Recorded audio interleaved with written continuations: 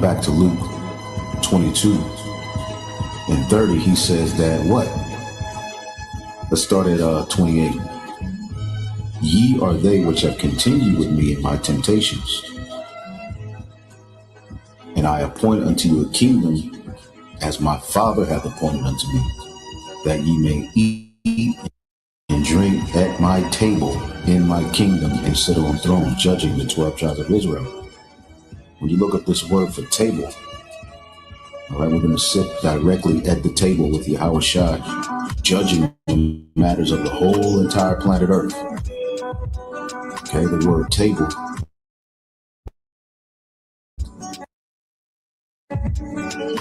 is trapeza. A table on which food is placed, an eating place. Now we know that we're going to eat and drink with him, but more importantly, this table symbolizes the table in which the priest sat, handling the affairs of the nation of Israel, taking in all of the increase, the goods, the first fruits that will come to the temple would all be given unto the priest. So it says the table in the temple at Jerusalem on which the consecrated loaves were placed, right? And it says the table or stand of a money changer, where he sits exchanging different kinds of money for a fee and paying back with loans or deposits. Now, when we go to the book of Deuteronomy, the 28th chapter and the 12th verse, now remember, these are the blessings. We got to remember to tap into these blessings. Yeah, we know the curses are from Deuteronomy 28:15 on down, but when you read the blessings, you get insight into what we are getting ready to inherit. Now, one of the things that Yahweh Shai said that we just read is that we're going to sit at his table with him, judging the affairs of the 12 tribes of Israel, setting everything in order, being at the forefront, all right, of establishing forever in paradise. Deuteronomy 28:12, Yahweh shall open unto thee his good treasure, the heaven to give the rain unto thy land in his season, and everything is going to flourish, everything is going to be on point, won't be any drought, right?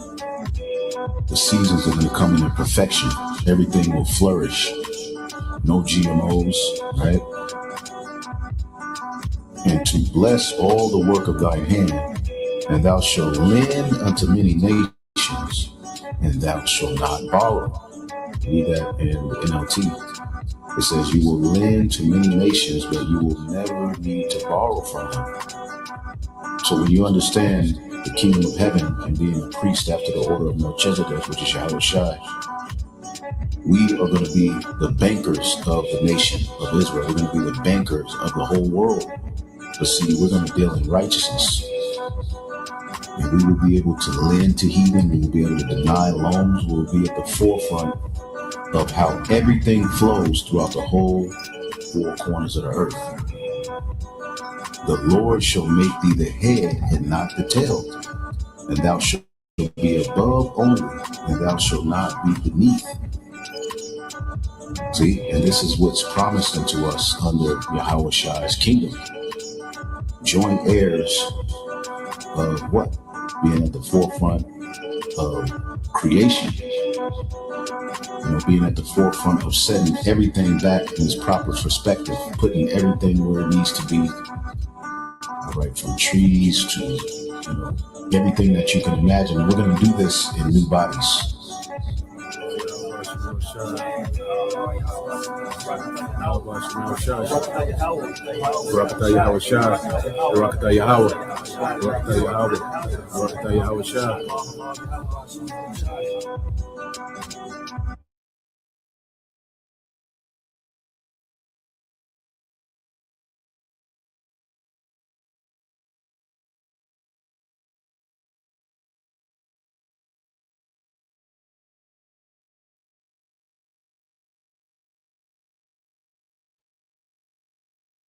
All right, Shalom. First and foremost, I would like to give all praise, honor, and glory unto Yahweh, Bahashem, Yahushua Bahashim Makakwadash, and double honors unto the apostles and the elders of GMS who rule well, teach well, being great examples towards younger brothers, and peace and blessings and salutation to the hope elect out there pushing the word and truth and the sincerity across the four winds in the name of Yahweh Bahashim Yahushua Bahashim Makakwadash, pushing to get up out of here. Shalom to the hopeful elect, the believers and listeners who have came back to the obedience of the scriptures through faith in Yahweh Bahashim Yahushua. All right, and what I want to get into this lesson, is dealing with the roster for Jacob's trouble. Okay, the roster for Jacob's trouble, because we know that we're at the end of this thing. All right, and we know certain prophecies have to play out, and there's a time spoken of in the Bible known as Jacob's trouble. Okay, and understanding the circumstances that we're in when our enemy Esau Edom, okay, our chief enemy in the earth, okay, is in the peak of his power. All right, and there's things are beginning, to backfire on this devil with his agenda. Okay, the Lord is intentionally making this man frustrated, you see, and he's going to wild out, all right, on the citizens, okay, of America, man. The citizens of the world, but mainly the citizens of America, all right, to enforce this new world order. And in the midst of that, he's going to be getting at Jacob in a way that he's never got at Jacob before. And our people have no clue. And this rivalry, okay, goes all the way back to the book of Genesis. Okay. And that's why even now, understanding the dynamic of Jacob and Esau, all right, could be life-saving. As you see in these latter days, our people are being caught up, still trusting this devil. Okay. Jake being put to death. All right. The nigga woman going on, dates with Edomites, not coming back. Okay. Jake hanging around Edomites and getting isolated and being put to death. Okay. And that's Esau showing his true nation. Okay. And our people think just because they're not in chattel slavery. Okay. Just because it's not like the movie Roots. Okay, real time, that these devils don't have that same hatred. No, their hatred is there, never left. Okay, and the Lord is stirring that hatred back up. Now you look at the leadership, okay, of Esau in these last days. Okay, Trump, Pete Hegseth, okay, Stephen Miller, whatever that nigga name is, man. This nigga Mark Rubio. Okay. Well, the Lord has a roster for Jacob's trouble. We're going to get into those guys, man, a little bit. But let's go here. Let's get some precepts, and then we'll segue, into some information. But when you go, when you go to Genesis 27:41, and Esau hated Jacob because of the blessing wherewith his father blessed him. And Esau said in his heart, the days of mourning for my father are at hand. Then will I slay my brother Jacob. Okay? And see, our people, as we're telling you that we are the people, the chosen people, we are the people of the Lord's blessings. Okay? We are the inheritor of the promises of Yahweh Bashim Yahushua. You see, and what you Israelites don't understand, you don't have to believe in the blessings for Esau to hate you. Okay? And then you get into the higher ups of these Edomites, they know that you're the chosen people. They know you have a blessing in this new world order. All right, a part of this new world order is to prevent us from getting our blessing. Esau trying to bless himself. Okay, so transition from this his old system to trying to establish a new system, man. He's going to get at Jacob, man. Okay, so you Israelites, whether or not you believe the blessing or not, why you're spending most of your time mocking and your Hebrew Israelite testimony, part 48, you see, while you're concerned with that, well, your enemy is booting up. Okay, this devil, I say the Lord's intentionally making this man frustrated, and this man is going to be like a madman, sparing none, because the Lord wants Jacob's trouble, because he has a remnant of people he's going to deliver and show his power in the midst of Jacob's trouble. And then there's All right, 2/3 he's going to judge in the midst of Jacob's trouble, man. Okay, and read verse 42. It says, "And these words of Esau," all right. It says, "And these words of Esau, her eldest son, were told to Rebekah, and she sent and called Jacob, her youngest son." Okay, so and it shows you because Rebekah, the one that set up the play through the Spirit had Rebekah to set up a play where Jacob would be the one that will get the birthright and the blessing, which it was his anyway. In the Spirit, we went into that, several times. Okay, but yeah, Rebekah, the Spirit was on her. All right, to set up a play for Jacob to get the blessing. And then she said, it says, "And these words of Esau, her eldest son, were told to Rebekah," which means Rebekah had someone spying on that nigga Esau, man.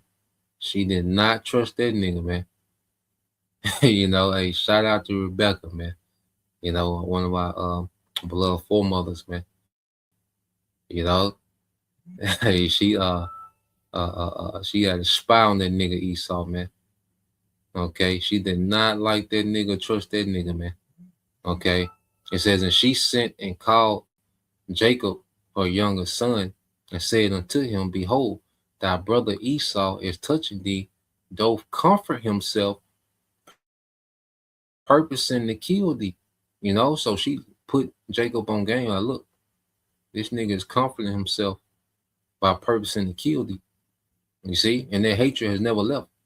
You see, and that's one thing we have to understand. I say our people think just because, they work with these Edomites, they laugh and joke and, get promotions, and you see, they think that they're able to be a judge and you see, a mayor and a chief of police, and Jake think that their hatred isn't there. All right, but when you go to the book of Amos, chapter 1 and verse 11. All right, this is the book of Amos, chapter 1, verse 11, said, "Thus said the Lord, Yahweh Bashim Al-Shai, for 3 transgressions of Edom, and for 4 I will not turn away the punishment thereof, because he did pursue his brother with the sword, and did cast off all pity, and his anger did tear perpetually, and he kept his wrath forever." So the hatred from back in Genesis never went away. And that's why you look at the history of Jacob and Esau, okay, it's been nothing but a ride, man. You see, when we came out of Egypt, okay, who was the first nation to, all right, to antagonize us, man, to attack us? Okay, it was Amalek, man, Edomites. You see, when the Babylonians took us down, who was there? Okay, helping the Babylonians, man. You see, it was Esau. Okay, when Esau came in the power of the Greeks, well, what did he do to Jacob, man? Hey, he terrorized Jacob, man. Let's go to the book of Maccabees. That's why he had the Maccabean revolt. Okay, that was response to, Esau forcing Hellenization. Okay, terrorizing Jake. He will lose. Back then, the devil, when he will lose a war, okay, especially under Antiochus Epiphanes, man. All right, especially under that demon. You see, he they'll lose a war, and he will come what? Terrorize Jake. And it's the same situation today, man. The Lord got him losing a war abroad, okay? And who you think he's going to take that anger out on, man? Okay? The most, you see? And it says, because he did pursue him with the sword, and did cast off all pity, and his anger did tear perpetually. Okay? Perpetually is ongoing. And he kept his wrath forever. And see, our people, under the oppression, okay, that this devil, is different. These modern Edomites are different. No, man, this same hatred is there, and it's starting to surface. Because one thing about this Trump character, he has emboldened a lot of these Edomites, man. Okay, to be proud to be Edomites and not to be ashamed of how they came into power. You see, and we're gonna get into, a few things when you go. Let's go here. Let's get this in the book of Luke. Let's get this in Jeremiah first. So you go to the book of Jeremiah chapter 30. Okay, and 7. Well, I start at 6. It's Jeremiah 36. It says, "Ask ye now, and see what a man doth travail with child.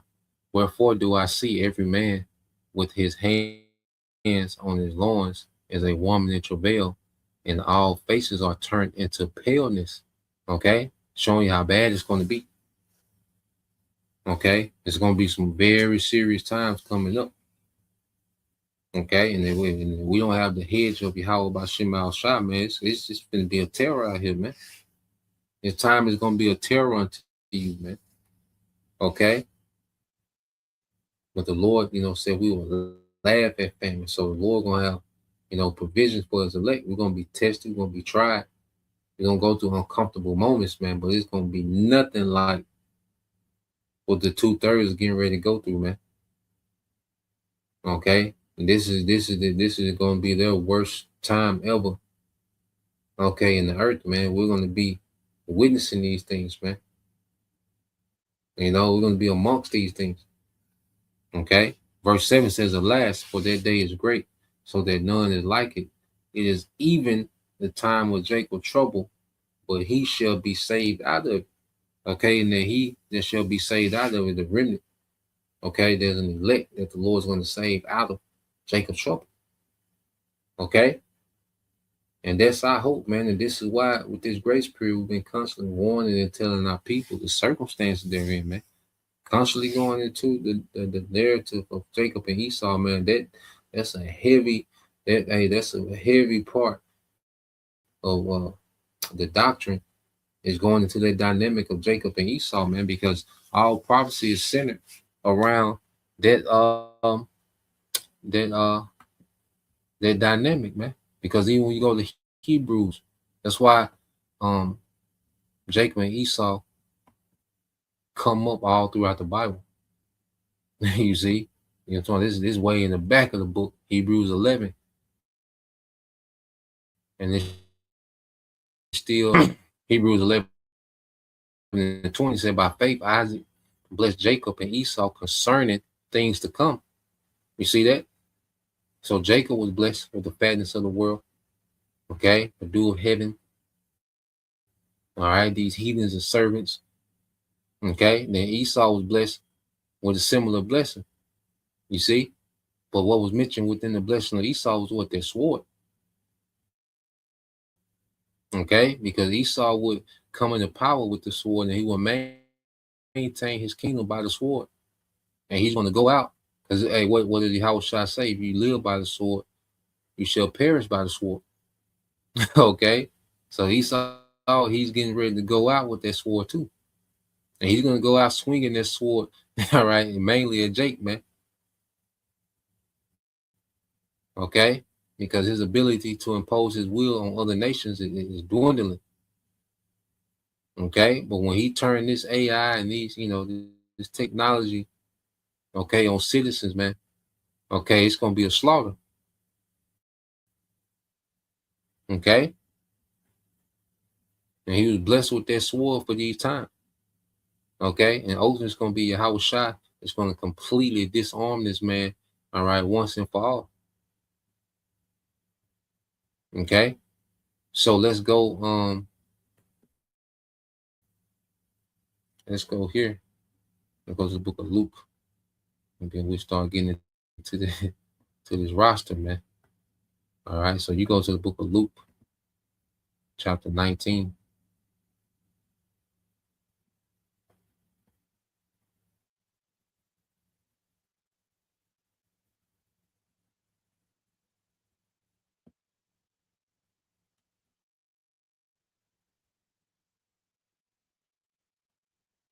It's the book of Luke, chapter 19, verse 41. It says, "And when he came near, this Yahushua, he beheld the city and wept over it, saying, If thou hadst known, even thou, at least in this day, the things which belong unto thy peace. But now they are hid from thine eyes. Okay? And Jake don't understand the things that belong to their peace. Okay? Because right now, Jake is still, chilling. You see, right now, Jake can play the PlayStation, so he can go to the club, so he can, do 20-piece wing. Okay? Chase Keisha over the city. Jake is cool right now. The nigga woman, she, still could be a little local celebrity and okay, get a few DMs, turn a trick or two. You see? So Jake chilling. Or whatever Jake's situation is, man. But they don't understand what's in the play. They don't understand the circumstances they're in. They don't understand the situation that they're in, man. They don't understand that they're in the worst case scenario. Okay? Verse 43. So Yahushua says, I read 42 again, it says, saying, if thou hadst known, even thou, at least in this thy day, the things which belong to thy peace, but now are they hid from thine eyes, for the day shall come upon thee that thine enemy shall cast a trench about thee and compass thee round and keep thee in on every side. Now, this began with 70 AD. Okay, this happened in 70 AD and it's getting ready to happen again on a much massive scale.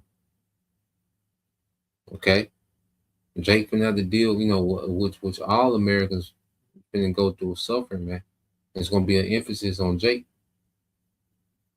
Okay, and be cut off from access to food. Because who you think is going to be cut off from access to food and electricity and water first, man? Okay, who do you think these mercenaries have? Okay, these orders to go get first. You see, verse 44 says, and shall lay thee even with the ground, and thy children within thee, and they shall not leave in thee one stone upon another, because thou knowest not the time of thy visitation, man. And that's because our people ignore the prophets, man. Here it is, the prophets are constantly telling our people back to back to back. Okay? Every day, man. Constantly sounding the alarm. Okay? For 2/3, they're finna get caught up.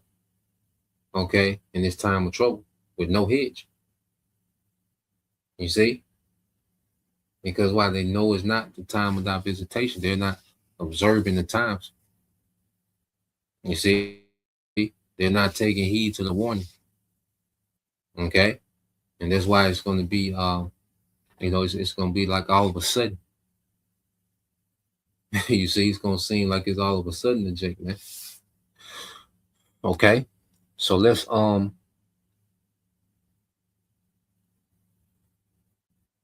go from there. I want to go into a few things. Now let's deal with this guy, Pete Hegseth. Okay, and keep hearing these guys, because one thing we know, that the lineup that we see in the White House, it ain't built for let's get the word roster first, because when it comes to foreign war, all right, this roster is trash. Donald Trump, all right, a third generation coward. Okay, and then you got Pete Hegseth. Okay, those two men, you see, they're not meant, okay, to win no goddamn wars, man.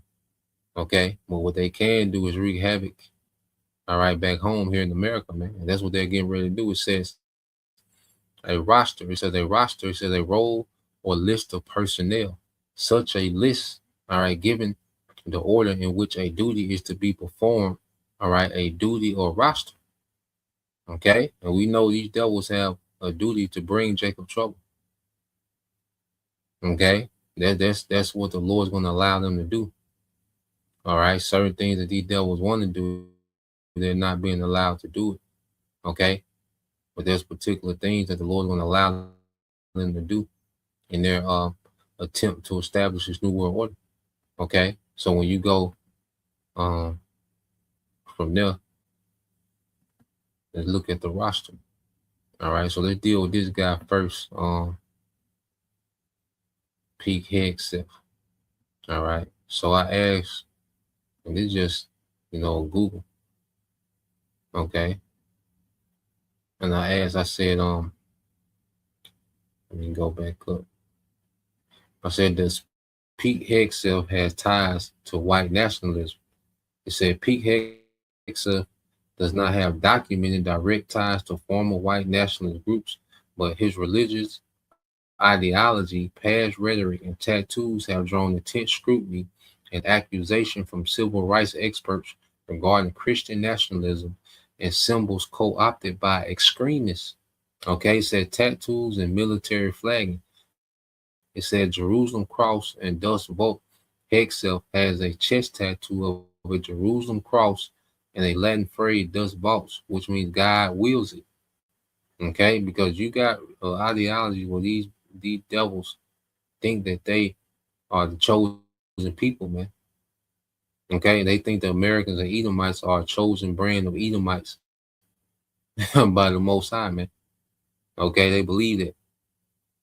You see, and now it was even Pete Hegseth told them, told the American troops, man, look, this war that we in, this is the Lord's war. This is Armageddon, which he's right. Okay, but the way they think it's going to turn out in their favor is completely off, man. You see, it says Hegseth has a chest tattoo of a Jerusalem cross and the Latin phrase, which Latin goes back to what? Rome. Okay, Deus Vult, all right, which God wills it, which refers to the Christian Crusades.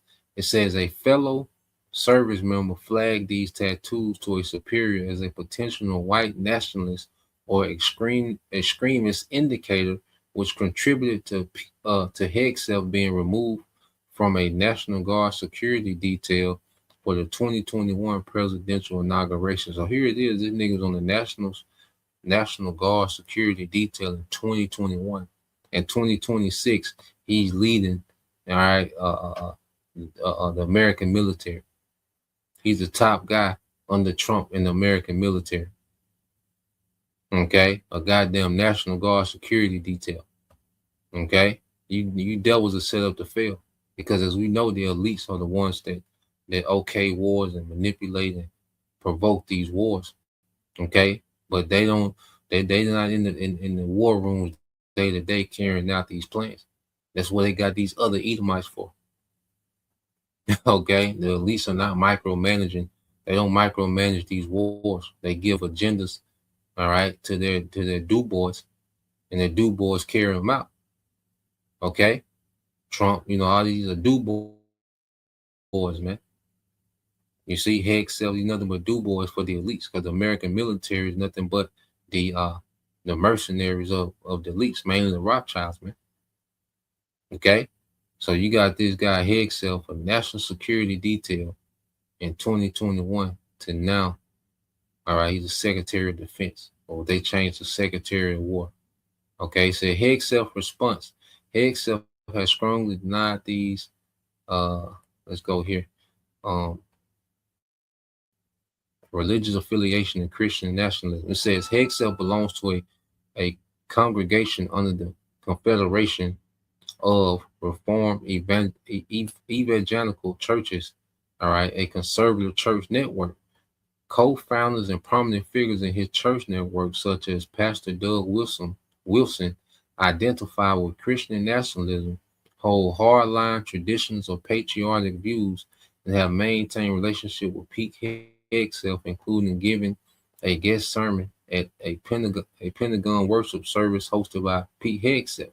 All right, it says in his book American Crusade and various media appearances, Hegseth has frequently used combative religious language, lamented changing demographic trends, and criticized Muslim immigration, arguing that it threatens traditional Western and Christian values. It says, let me go here. I think I asked something else. Thought I did. Oh, here you go. I said, could white Christian nationalism be linked to the ideology of the KKK? It says white Christian nationalism shares a clear, documented ideological lineage with the Ku Klux Klan, specifically the Second Klan of the 1920s. Historians and sociologists emphasize that while modern white Christian nationalism is a decentralized ideology rather than a terrorist fraternal order, the core theological and political arguments used to justify both movements are remarkably similar. Okay, historical, all right, commonalities. It says historians specializing in religion, such as those featured by University Press of Kansas and analyzed on CNN, point to several foundational overlaps. The myth of a divine founding. The 1920s KKK positioned America as a nation uniquely blessed by God, especially pairing, all right, Protestant Christianity with white supremacy. Modern white Christian nationalism similarity, all right, relies on the narrative that the U.S. was founded as a distinctively Christian nation. Okay, when they speak about Christian, man, this what you call the doctrine of discovery. Okay, everybody is savages, so they get to come and rape, rob, okay, and murder in the name of Jesus. Okay, to civilize all the savages and barbarians of the earth. They're doing the work of Jesus. Okay, and which we know that these devils, okay, do the bidding of Satan on the left hand side, man. Okay, which ultimately is the will of the Lord on the left hand side. Okay, but this is the ideology, okay, of the people that's in the highest offices, okay, in your nation, man. You see, it says was founded as a distinctively Christian nation whose divine favor depends on maintaining the identity, man, and that's the white, all right, Edomite, all right, male, okay, being superior. You see, and that's why you see this Edomite supremacy being pushed hard, you know, even at the White House. You know, you look at Twitter, all right, that's why you had Elon Musk, okay, doing what he was doing, you know, intentionally doing the thing, the hell Hitler, you know, which is a lot, you know, it's deeper, okay, but for the sake of the optics of what he was doing, what it looked like, you know, it's just a call to white Edomite pride and so-called white nationalism, man. You see? So you got these people, because you look at Twitter's X now, but ever since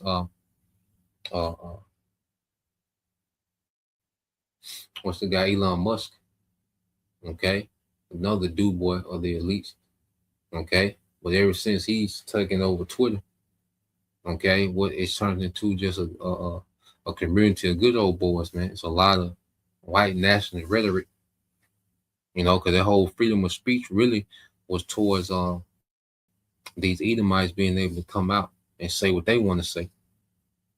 Okay, and Edomites like Matt Walsh, you know, you can look him up. You know, he's heavy on that white nationalism and, you know, going into trying to romanticize, you know, the Edomites, you know, conquering and colonizing, okay, the slaughters and, you know, the grapes and the death. You see, that's what's at the forefront of the government now, man. All right, it said the second Klan grew rapidly by exploiting fears of Catholic, all right, Jewish and non-white immigration, framing these groups as existential threats to 100% Americanism. It says modern variants echo this rhetoric by shifting racial demographics and non-Christian, all right, immigration as a cultural replacement. Yeah.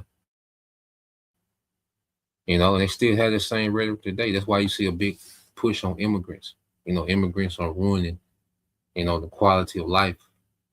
All right, for wholesome, for wholesome Edomites. Okay, the problem with the country is these welfare queens, you know, the nigger woman and her badass kids, because they are a problem. Okay, and the immigrants, the illegals, right? And basically Southern and Northern Kingdom, man. Okay, the reason why the quality of living is dropping, not because the economic system is a scam. Okay, not because they're poisoning the air, the food, the water. Okay, not because they're sucking up the resources and the power with these data centers. Okay, and much more wickedness they're doing, forever chemicals and everything, and you can go on and on, but that ain't the reason. Okay, but them the $900 that Marquis should get in food stamps is the reason. Okay, the quality of life is slipping in America, man. Scientific racism that's at the forefront. Okay, of these devils, rhetoric that they're pushing these last days, man. You see, and it says it said the Klan. All right, it says sacred symbols and flags. Said the Klan heavily co-opted Christian practices, integrating the American flag, the Bible, and the burning cross as religious artifacts, representing a white Protestant state. Sociological studies show that modern white Christian nationalism frequently fuses civic symbols, the flag, the military. You see that? And that's what P. Hexelf is doing. The flag, the military, with religious ones to signal who truly belongs in America. Okay? And then I think this devil, P. Hexelf, all right, let's see, list of black military. There's a lot of a lot of the black military personnel in the top ranks of the military. P. Hexel got them out of there, man. Either that he fired them or he made it, very uncomfortable and they resigned, which, hey, that's a good thing anyway. All right. List of black military personnel. Let's see. Fired or resigned under P. Hexel.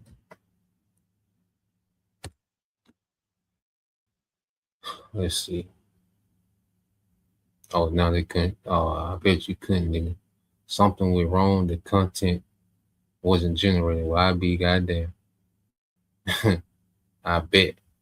I ain't gonna fight him for it. Find it another day.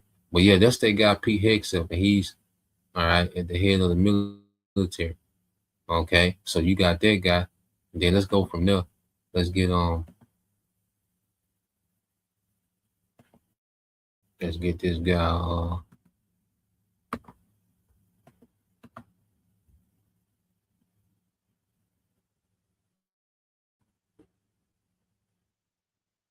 yeah. So let's get this guy here. Mark Rubio. Okay, now he's the Secretary of State. Okay. Another top guy in Trump cabinet. All right. So you get this guy Mark Rubio, which this nigga maybe he could be a conquistador coming back because he just got this bloodlust for the northern tribe.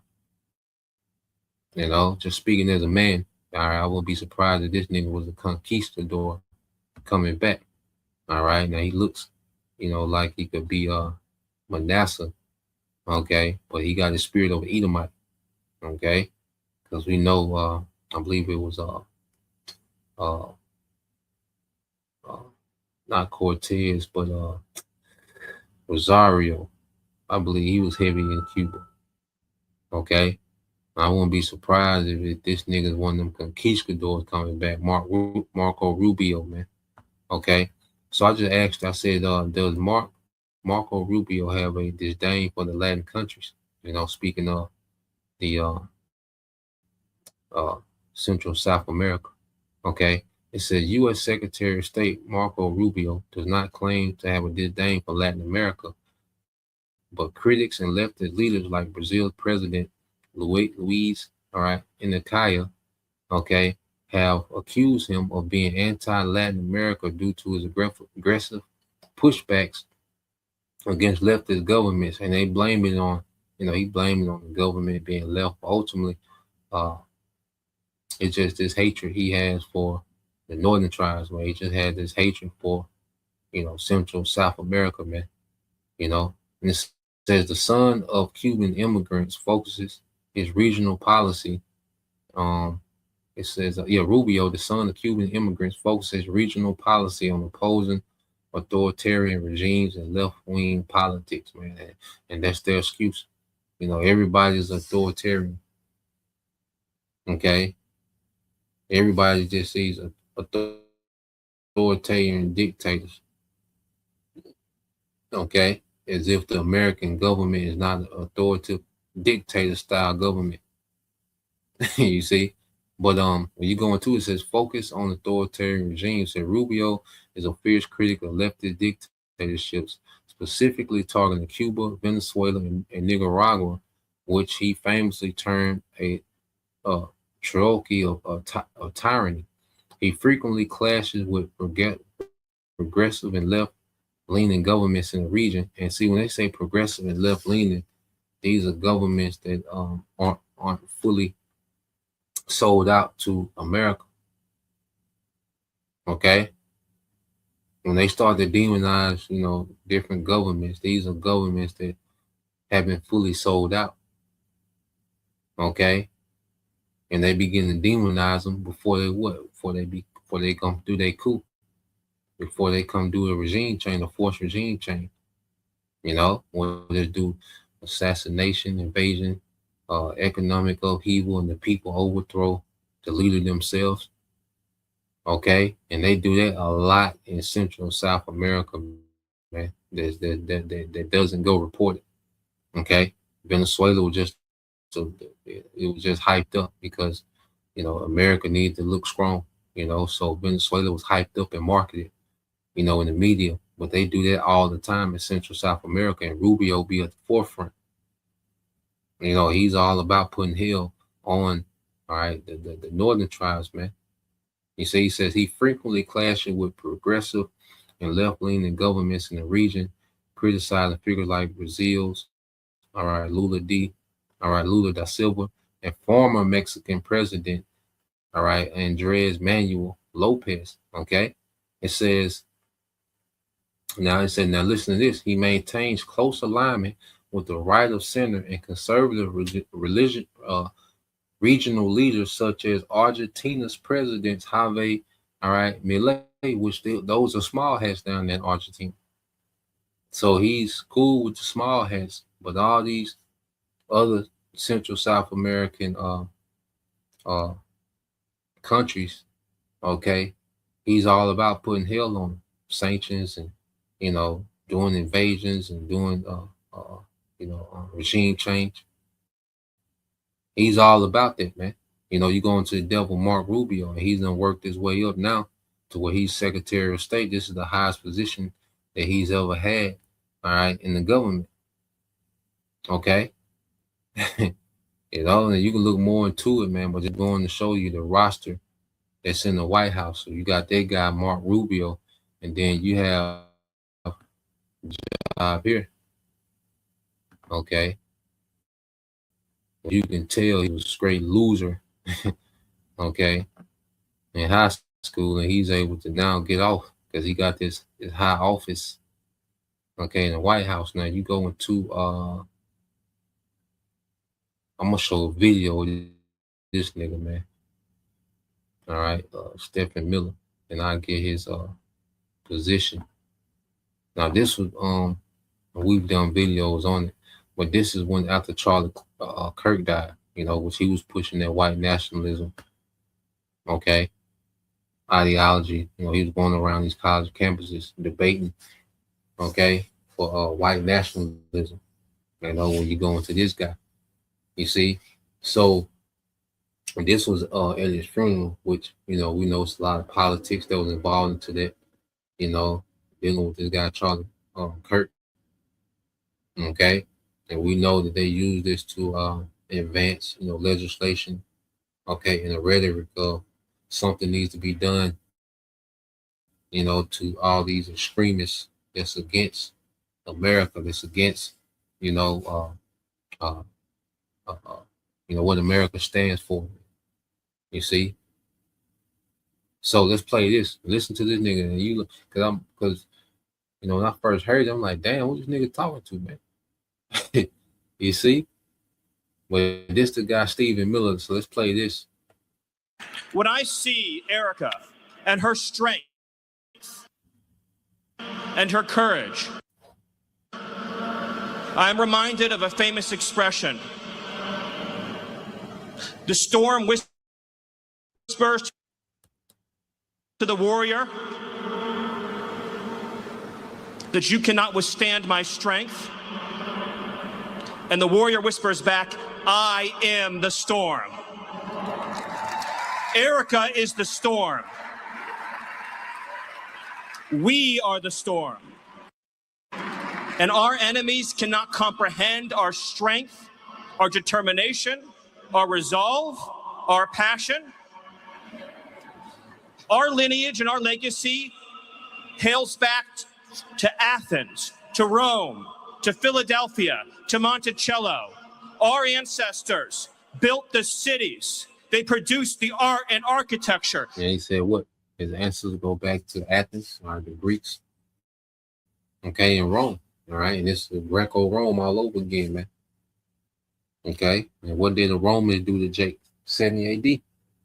That's what Yahushua, Luke 19, 41 through 43, that's what he was speaking of. Okay, so that spirit is railed back up, man. Okay, the Lord got a roster for Jacob's trouble, man. Okay, and going into Stephen Miller, just read it real quick. I'm gonna leave it up there. So what he is Stephen Miller is an American political advisor.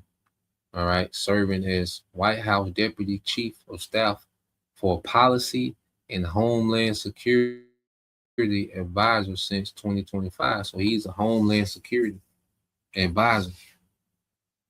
Okay. So what you think that he's going to paint as a threat? We're gonna listen to this speech, man, and we're gonna listen to what he paints as a threat. It says he previously served as a senior advisor to the president and director of speechwriting from 2017 to 2021 during the first Trump administration, man. So he's juiced in at the top rank. So he's advising. He's an advisor of Trump, okay, on policies, okay, and Homeland Security, man. Okay. So we're gonna listen to this speech, man, and you'll see. This will let you know that the type of advice he's giving. Okay, so let's play this. They built the industry. Erica stands on the shoulders of thousands of years of warriors, of women who raised up families, raised up city, raised up industry, raised up civilization, who pulled us out of the caves and the darkness into the light. The light will defeat the dark. We will prevail over the forces of wickedness and evil. They cannot imagine what they have awakened. They cannot conceive of the army that they have arisen in all of us. Because we stand for what is good, what is virtuous, what is noble. And to those trying to incite violence against us, those trying to foment hatred against us, what do you have? You have nothing. You are nothing. You are wickedness, you are jealousy, you are envy, you are hatred. You are nothing. You can build nothing. You can produce nothing. You can create nothing. We are the ones who build. We are the ones who create. We are the ones who lift up humanity. You thought you could kill Charlie Kirk? You have made him immortal. You have immortalized Charlie Kirk. And now millions will carry on his legacy. And we will devote the rest of our lives to finishing the causes for which Charlie gave his last measure of devotion. You cannot defeat us. You cannot slow us. You cannot stop us. You cannot deter us. We will carry Charlie and Erica in our heart every single day and fight that much harder because of what you did to us. You have no idea the dragon you have awakened. You have no idea how determined we will. The dragon you have awakened. You see, the dragon you have awakened. Well, yeah, the Lord awakened that dragon. Okay, because he wants Esau to get at 2/3. But see, the dragon got to deal with Yahushua. Okay, he talking that big shit. Okay, he's a goddamn coward. He ain't gonna suit up and go across that water. Okay, but he is gonna be easy, all right, to sick. Okay, these mercenaries and these UN troops. Okay, and, you know, the AI, you know, it's gonna be easy for him to sick that on Jake though, from the comfort of, you know, some type of headquarters somewhere. Okay, but he got all this energy, but his ass ain't gonna suit up and go across that water. Okay, and when Yahweh Shah come back, we'll see then. What that we're gonna see what that dragon about then. It's good that the dragon is woke, nigga. Wake up. Okay. Will be to save this civilization, to save the West, to save this republic. Because our children are strong, and our grandchildren will be strong, and our children's children's children will be strong. And what will you leave behind? Nothing. Nothing. To our enemies, you have nothing to give, you have nothing to offer, you have nothing to share, but bitterness. We have beauty, we have light, we have goodness, we have determination, we have vision, we have strength. We built the world that we inhabit now, generation by generation, and we will defend this world. We will defend goodness, we will defend light, we will defend virtue. You cannot terrify us, you cannot frighten us, you cannot threaten us. Because we are on the side of goodness. We are on the side of God. Wait. This is gold. Yeah, they talking big shit. Okay. But just keep that energy, Stephen. Okay, Stephen, whatever, however you say the nigga name. But I think it's Stephen, you know. But let's go from there. Let's get some precept. All right, who you think that he was talking about? He talking about Jake, man. Okay, that's a call, all right, for these good old boys to awaken. Okay, there's a call to rally around, all right, white nationalism. Okay, which we know is Edomite nationalism. But let's go here.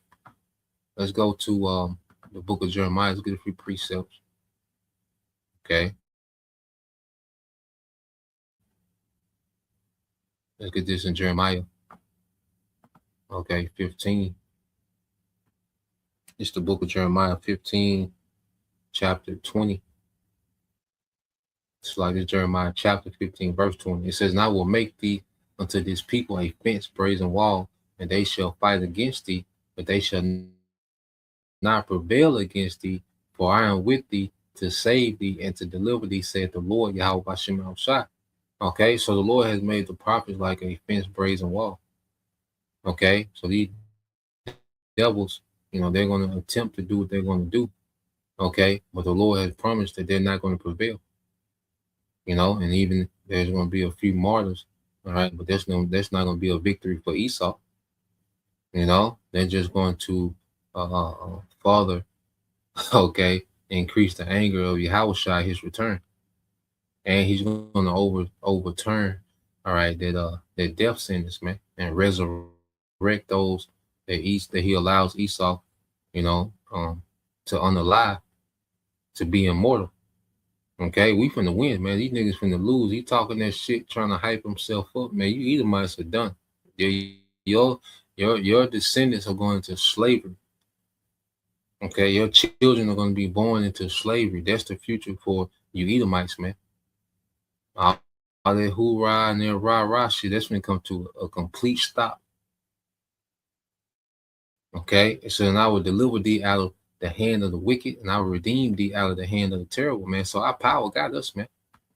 Okay, Yeah, it sound good talking that shit amongst all them Edomites, man, but our power got us, man. Okay, that's um, Isaiah 59, okay, and 19. It says, "So shall they fear the name of the Lord from the west, and his glory from the rising of the sun. When the enemy shall come in like a flood, the spirit of the Lord shall lift up a standard against him." Man, see, there's a standard gonna be lifted. See, a martyr, there's gonna be martyrs, but then wait a minute, there's a standard gonna be lifted on Esau ass too, man. Okay, so these devils, they ain't gonna go like they think. When it comes to the elect, now you 2/3, you through. They finna go. They finna run the scoreboard up on you 2/3. Okay, but when it comes to the elect, man, it's gonna be a standard lifted on his ass, man, because he's gonna come in and try to overwhelm and be overwhelming, and it's gonna be a standard lifted against his ass, man. Okay, so let's go here and call Allah y'all by Shema Shah. Okay, because he was talking about, oh, they were waking the dragon, nigga, wake up. Okay, nigga, wake your ass up. Stop dragging your feet and do what you got to do. Okay, this is Revelation 12:7. It says, "And there was war in heaven. Michael and his angel fought against the dragon, and the dragon fought and his angels." Yeah, so hey, the Yahweh Shai is coming back to clash with the dragon. Yahweh Shai, the heavenly host, Michael's going to be there. All right, the archangel, and the war is going to be in the atmosphere. Esau boasts, he's still boasting in, we 1,000 years of warriors. Okay, we finna test that theory. Okay, the Lord gonna test that theory. You see, it says, "And prevail not." Lose, nigga. And Esau finna lose in everything, man. Okay, the military across the water gonna lose. Okay, the war in heaven they're gonna lose. The war in the atmosphere with Yahweh Shai and the angels they're gonna lose. Okay, and the landmass of America itself gonna be destroyed. Okay, and this new world order is gonna be eradicated. Okay, and heathen is going into captivity, man. Beginning with Esau. So you Edomites finna lose in everything you got going, man. Okay, it's going downhill for you Edomites, man. Verse 9, it says, "And the great dragon was cast out, that old serpent called the devil and Satan, which deceived the whole world. He was cast out into the earth, and his angels cast out, with him." Okay, and this is the devil, being brought down.